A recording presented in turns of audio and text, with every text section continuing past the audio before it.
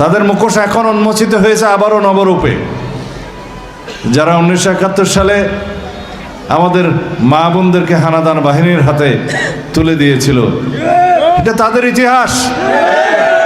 আমি কারো সমালোচনা করতে চাই না, কিন্তু মনে খুব আঘাত লাগে যখন আরেকটি দল নির্বাচনে নেমেছে, তারা যখন এদেশের নারী সমাজকে অবমাননা করে, তাদেরকে অসম্মান করে কথা বলে, স্ট্যাটাস দেয়, সাক্ষাৎকার দেয় বিদেশি মিডিয়ায়, তখন একজন বাংলাদেশি হিসেবে আমি অন্তরে আঘাত পাই।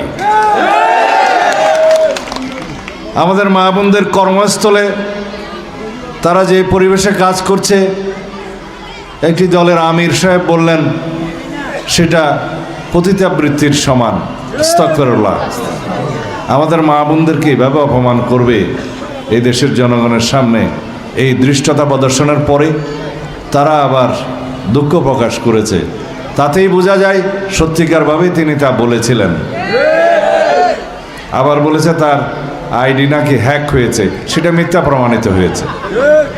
আজকে দেখলাম ইনিয়ে বিনিয়ে অনেক কথা বলছে গ্রামীণ মহিলাদের অগ্রগতির জন্য তাদের কি কি পরিকল্পনা আছে। আমরা দেখেছি তাদের মুখোশ এখন উন্মোচিত হয়েছে আবারও নবরূপে।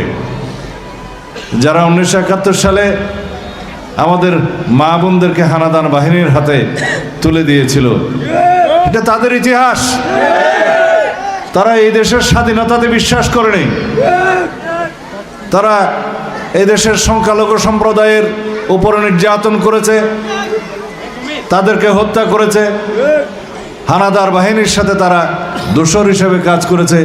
যারা এই দেশের স্বাধীনতাতেই বিশ্বাস করেনি, তারা বাংলাদেশের অগ্রগতি প্রগতি কিভাবে চাইবে?